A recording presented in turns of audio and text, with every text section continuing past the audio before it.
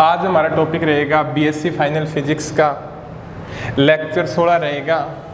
और इससे पहले हमने जो कॉम्पटन इफेक्ट पढ़ा था, आज उस कॉम्पटन इफेक्ट के अंदर जो रिकॉल इलेक्ट्रॉन होता था या जो भी इलेक्ट्रॉन प्रतिक्षिप्त इलेक्ट्रॉन होता था उसकी काइनेटिक एनर्जी की वैल्यू को फाइंड करेंगे।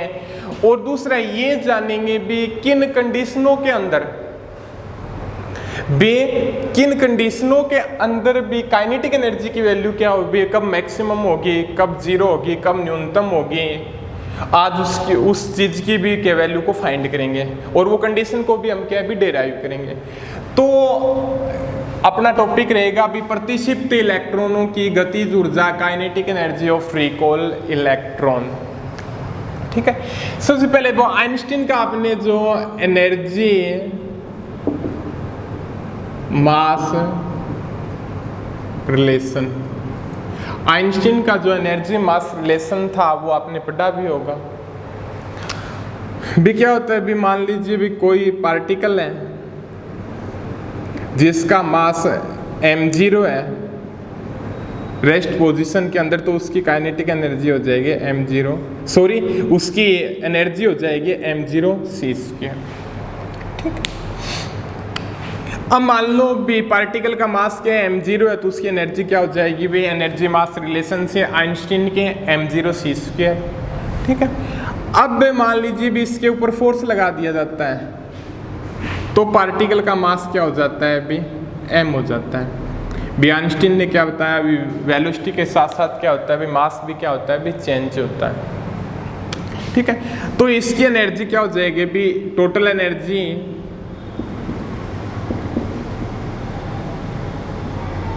क्या हो जाएगी, भी E=mc² हो जाएगी, यही होगा।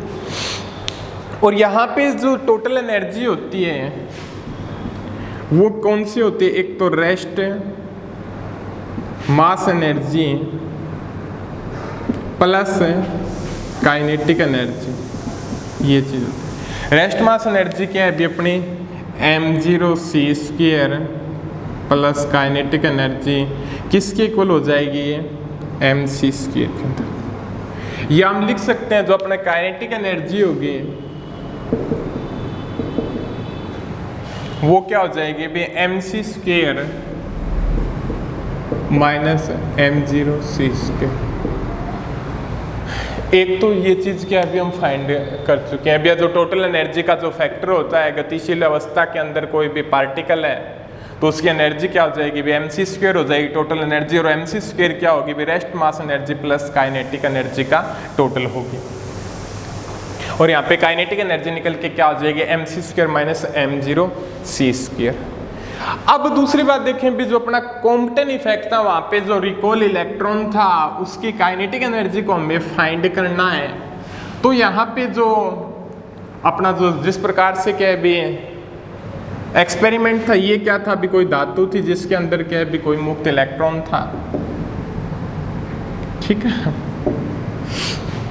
यहाँ से क्या है भी इसके अंदर है लैम्डा वेवलेंथ का मान लो, जिसकी एनर्जी मान लो E1 दे दो hν। ठीक है, कोई फोटोन क्या है भी इसके ऊपर आपतित होता था, ये कोई पदार्थ था, और यहाँ से क्या होता भी इलेक्ट्रॉन उत्सर्जित होता था और इलेक्ट्रॉन उत्सर्जित होता था और फोटोन भी क्या हो जाता था, भी प्रकीर्णित हो जाता था। भी ये मानो भी इस प्रकार से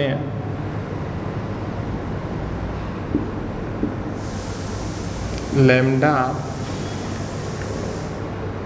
और यहाँ पे इलेक्ट्रॉन भी इस प्रकार से होता था। अब यहाँ पे एक बात पढ़ने को मिली, ये क्या हो जाएगी, भी E2 = hν। भी यहाँ पे अपने बताया भी कोई फोटोन आपतित होता था, उसकी एनर्जी मान लो hν है, तो उसकी एनर्जी का कुछ पार्ट तो क्या होता था, भी इलेक्ट्रॉन के रिकॉल होने में, भी कुछ पार्ट तो क्या है भी इस टोटल एनर्जी का कुछ पार्ट तो क्या हो जाता, भी इलेक्ट्रॉन उत्सर्जित होने में चला जाता था, और कुछ पार्ट क्या हो जाता था, भी प्रकीर्णित फोटोन के रूप में हो जाता था। मीन्स क्या हो जाएगा, भी यहाँ का जो एनर्जी का फैक्टर था और ये एनर्जी का फैक्टर है। व्याप्तित फोटोन की एनर्जी और प्रकीर्णित फोटोन की एनर्जी के अंदर क्या हो जाता था, अभी चेंज आ जाता था और प्रकीर्णित फोटोन की एनर्जी क्या हो जाती थी, भी कम हो जाती थी। क्यों कम हो जाती थी भी, इसका अभी यहाँ पे 100 जूल है तो यहाँ पे कुछ यहाँ पे आ जाएगी, बाकी क्या है भी यहाँ पे चली जाएगी, ठीक है।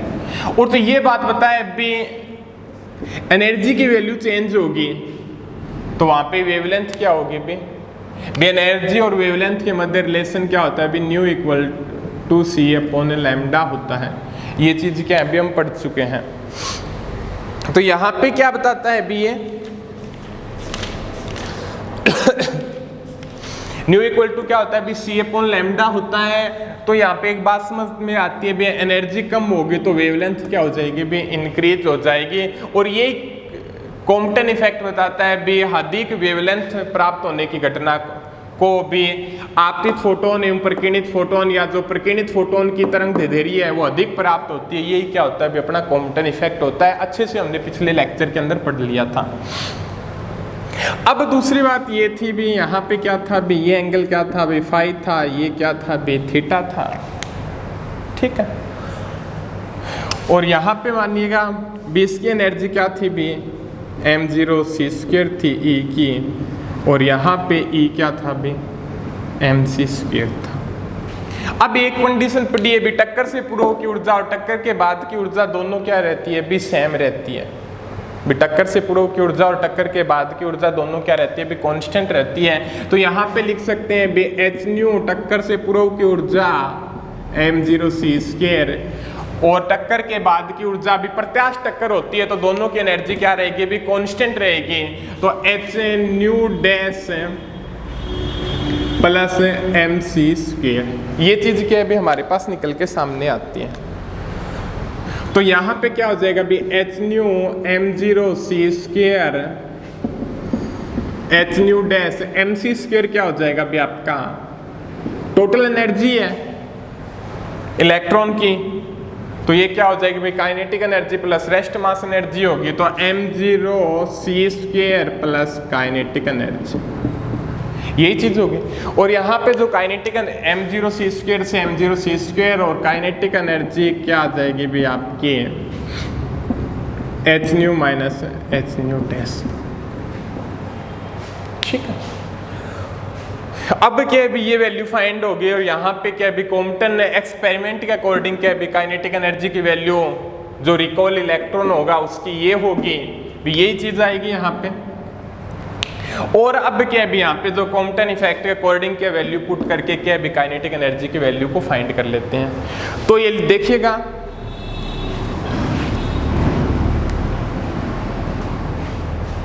तो लिख सकते हैं भी गतिज ऊर्जा के क्या हो जाएगी आपतित फोटोन की ऊर्जा, आपतित फोटोन की ऊर्जा माइनस प्रकीर्णित फोटोन की ऊर्जा। तो यहाँ पे के क्या हो जाएगा भी के से लिख दो काइनेटिक एनर्जी को h new minus h new dash, ये चीज होगी आपके सामने फाइंड। और यहाँ पे आप k इक्वल टू क्या लेते हो भी h न्यू कॉमन लेते हो तो 1 माइनस भी आप देखिएगा k equal to h common ले लो न्यू माइनस न्यू डैश और k equal to h nu और कॉमन ले लो तो 1 minus nu dash upon nu आ जाएगा, ठीक है। इसको आप इक्वेशन नंबर दे दो 1। अब देखिएगा आप भी एक जो अपने कॉम्पटन एक्सपेरिमेंट के अकॉर्डिंग हमने एक वैल्यू को फाइंड किया था भी वहां पे जो पिछले लेक्चर के अंदर जो वैल्यू को फाइंड किया था वो क्या थी भी अपनी new minus nu dash upon nu dash. और यहाँ पे वो फॉर्मूला था भी h upon m0 c² h upon m0 c² 1 minus cos theta.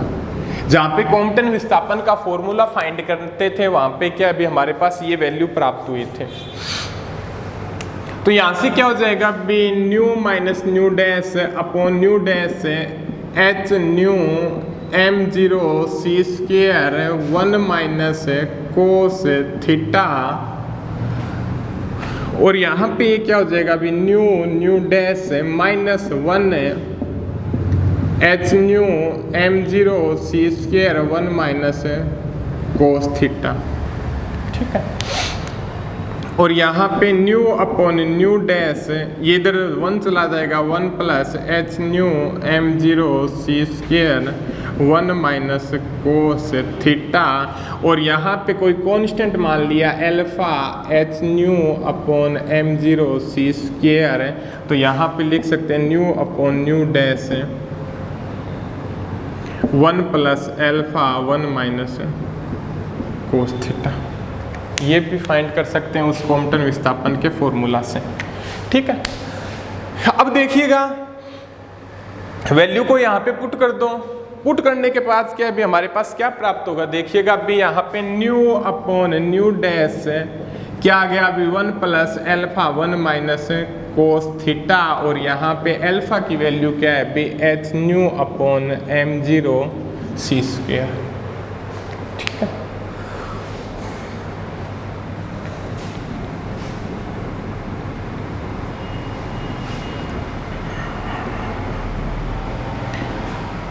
आगे देखिएगा kinetic energy h nu 1 minus nu dash upon nu, और kinetic energy h nu 1 minus nu dash upon nu क्या हो जाएगा अभी 1 upon 1 plus alpha 1 minus cos theta. ठीक है, तो यहाँ पे के एच न्यू लघुत्तम ले लो 1 plus alpha 1 minus cos theta, तो ये 1 plus alpha 1 minus cos theta minus 1 से 1 कैंसिल, तो k equal to h nu alpha 1 minus cos theta और 1 plus alpha 1 minus cos theta. ये चीज़ क्या है अभी आपके सामने निकल के आ गई। H nu alpha 1 minus cos theta 1 plus alpha 1 minus cos theta.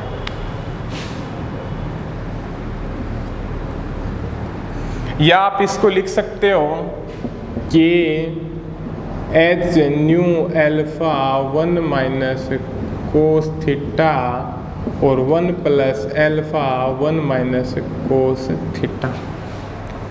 ये जो वैल्यू निकल के आई है ये आ गई भी आपकी, सॉरी जो फॉर्मूला होता है ना भी अपने एक जो मिस्टेक कर दी।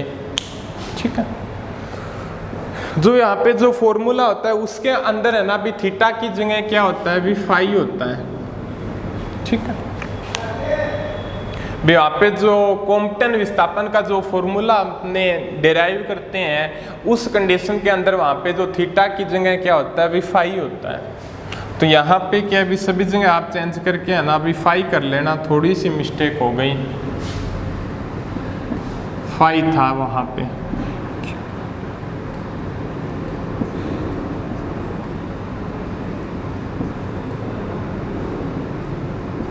भी ये था भी आपका,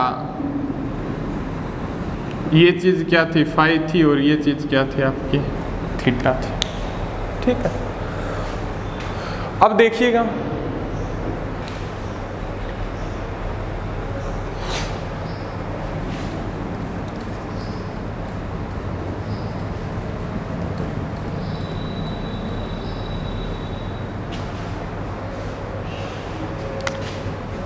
K equal to h nu alpha 1 minus cos phi 1 plus alpha 1 minus cos phi. ये चीज़ क्या भी आपके सामने प्राप्त होती है। ठीक है,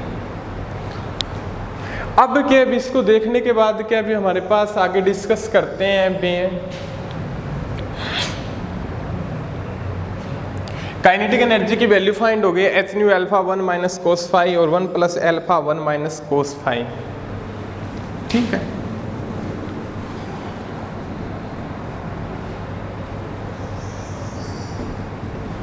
कंडीशन फाइंड करते हैं। अभी फर्स्ट कंडीशन, अगर प्रकीर्णन की स्थिति में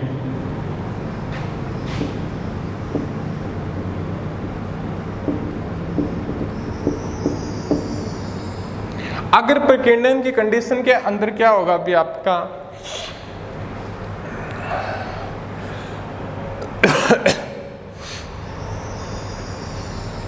बी ये था, यहां से कोई वेवलेंथ आती थी, फोटोन था, आपतित फोटोन, और ये यहाँ से निकल के चला जाता था। भी ये थीटा इलेक्ट्रॉन था और ये फाई क्या था भी आपका प्रकीर्णित फोटोन, ये चीज थी।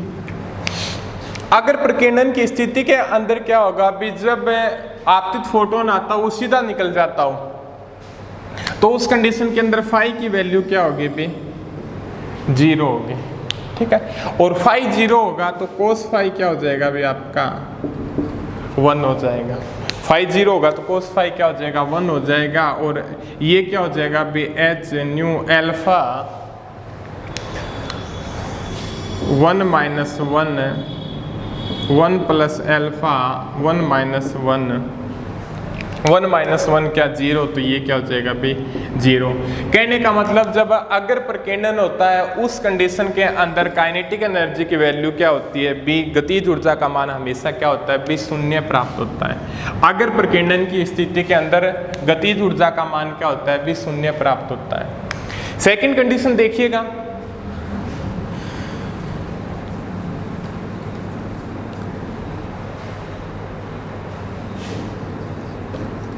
आपतित फोटोन का क्या होता है भी लंबवत दिशा में प्रकीर्णन की स्थिति में, लंबवत दिशा में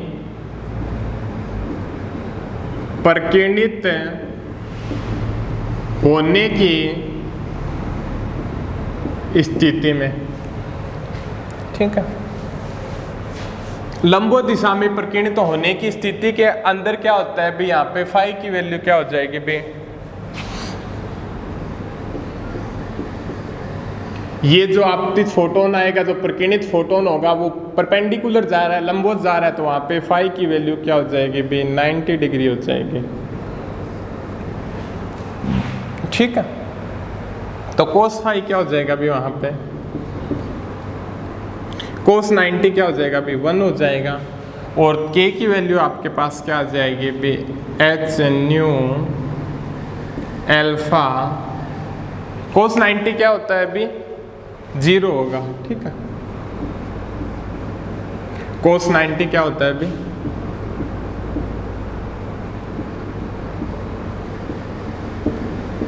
0। ठीक है, तो H nu alpha 1 minus 0 1 plus alpha 1 minus 0, तो k की वैल्यू क्या आ जाएगी भी h nu alpha 1 plus alpha, ये आ जाएगी भी आपके पास। और अल्फा की वैल्यू क्या मानी थी भी अपने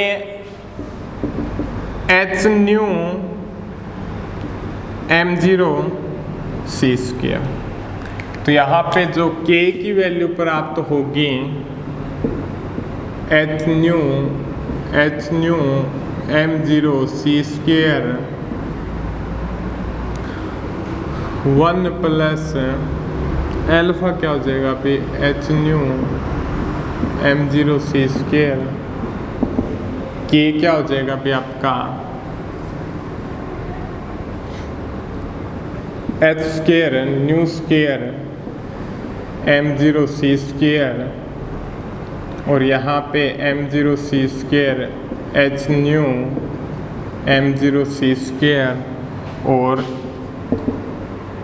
H square nu square m0 c square h nu. लंबो दिशा की स्थिति के अंदर जो फोटोन क्या होता है, अभी प्रकीर्णित होता है, तो वहाँ पे काइनेटिक एनर्जी की वैल्यू क्या हो जाएगी भी, ये फाइंड हो जाएगी h² ν² plus m0 upon m0 c² plus h nu. अब तीसरी कंडीशन मान लो भी पश्चवर्ती प्रकीर्णन की स्थिति के अंदर, पश्चवर्ती प्रकीर्णन की स्थिति में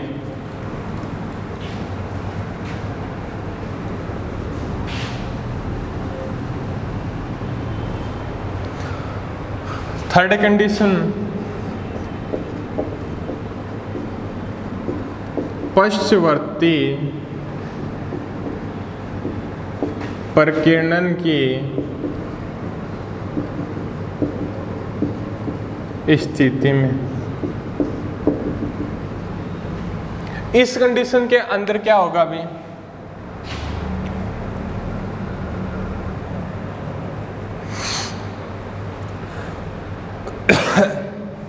भी कोई आपतित फोटोन आता है और यहाँ से सीधा चले जाने के बजाय वापस जाता है, तो ये एंगल कितना हो जाएगा भी यहाँ से आया और फिर क्या भी यहाँ इधर की तरफ जाना चाहिए, बट यहाँ से क्या होता है भी वापस चला जाता है, तो यहाँ से जो ये एंगल फाई होगा, कोई यहाँ से नए गुजर के यहाँ से आता है, तो ये फाई एंगल क्या हो जाएगा भी 180 डिग्री हो जाएगा।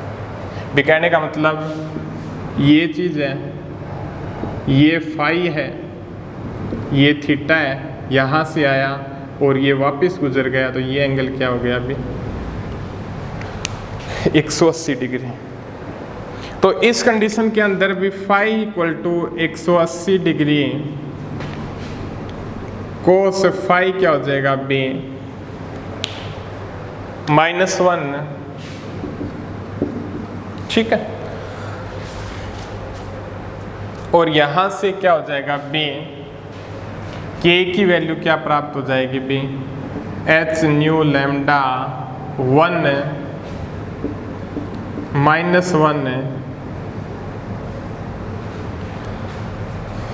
-1 प्लस एल्फा 1 -1, और यहाँ पे जो k की वैल्यू आ जाएगी वो क्या हो जाएगी भी आपकी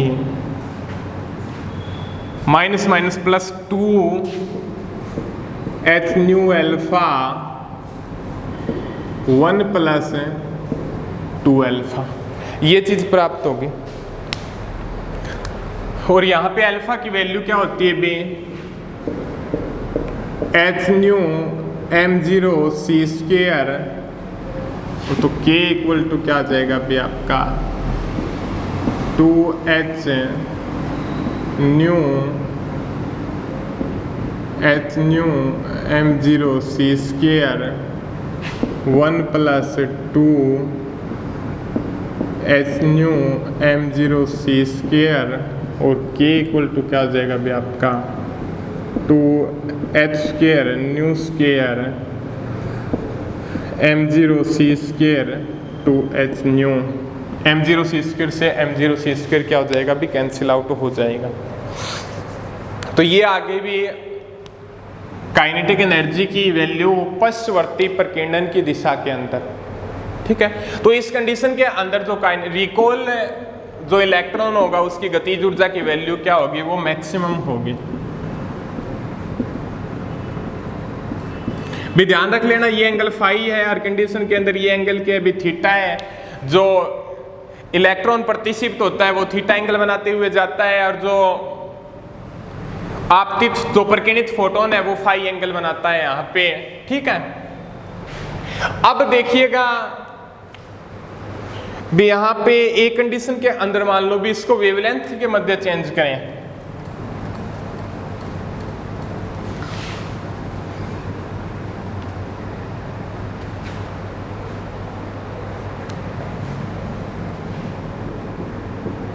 k इक्वल टू 2h² न्यू² m0 c² 2h न्यू, ये प्राप्त होती है। अब कैसे भी कॉम्पटन तरंग धिधेरी है और फोटोन की तरंग धिधेरी है, लैम्डा के अंदर इसे चेंज करें, चेंज करें, यदि यहाँ पे लैम्डा और लैम्डा 0 के अकॉर्डिंग चेंज करें तो हमारे पास क्या प्राप्त होगा। एक रिलेशन हम पढ़ते हैं अभी, ये जो क्या है अभी के मैक्सिमम है, कॉम्पटन तरंग दैर्ध्य क्या होती है, lambda 0 equal to h upon m0 c।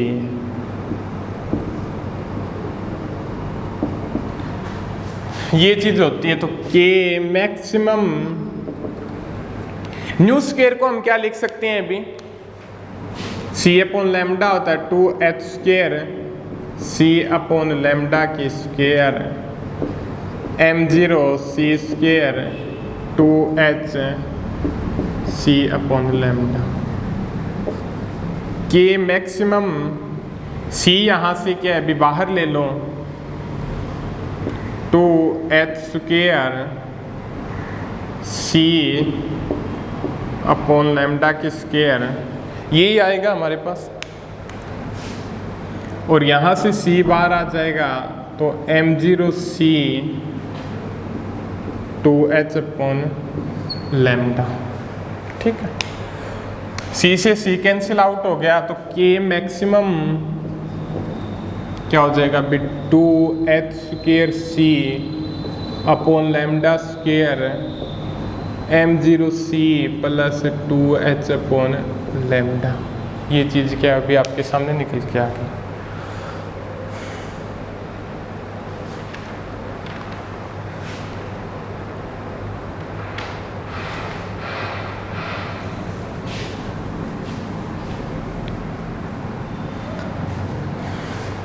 आप क्या भी इसको इस प्रकार से भी चेंज कर सकते हो, भी यहाँ पे अंदर लैम्डा मल्टीप्लिकेशन कर दो तो यहाँ पे अंदर के मैक्सिमम में क्या हो जाएगा बी 2h स्क्वायर c, अंदर करेंगे मल्टीप्लिकेशन 2h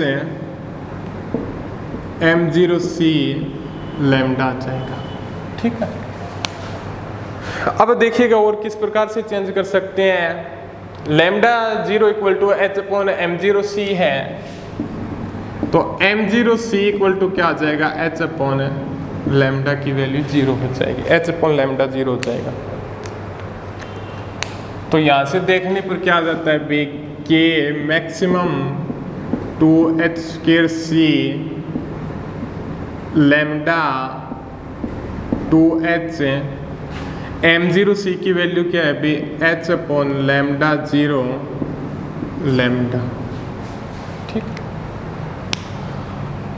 एक वैल्यू ये फाइंड हो गई। और यहां से देखने पर अभी के मैक्सिमम 2hc, h कॉमन ले लेंगे बाहर तो lambda 2 plus lambda upon lambda 0, एक ये चीज फाइंड होगी। ठीक है, भी आप कौन से यहाँ भी छोड़ सकते हो इसको भी, बट इस प्रकार से हम इसे चेंज कर सकते हैं। और आप इसको एक प्रकार और से भी चेंज करके लिख सकते हो। आप भी आप इस फैक्टर को और प्रकार से भी चेंज करके लिख सकते हो। वो क्या लिख सकते हो आप, भी इसका आप के मैक्सिमम 2hc, यहां पे आप इसका लघुत्तम ले लो, लघुत्तम क्या आ जाएगा लैम्डा 0 2 लैम्डा 0 प्लस लैम्डा, तो यहाँ पे क्या आ जाएगा अभी 2hc lambda 2 lambda 0 lambda upon lambda 0। इस प्रकार से भी आप लिख सकते हो 2hc lambda 0 lambda 2 lambda 0 plus lambda. एक प्रकार से और भी चेंज कर सकते हो आप के मैक्सिमम। ठीक है, यहाँ पे क्या बी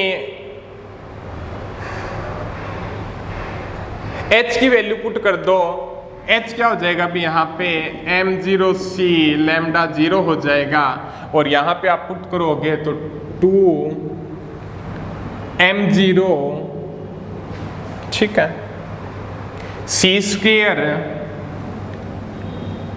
लैम्डा 0 की square plus lambda 2 lambda 0 plus lambda, ये भी क्या भी काइनेटिक एनर्जी के मैक्सिमम वैल्यू क्या फाइंड हो गई।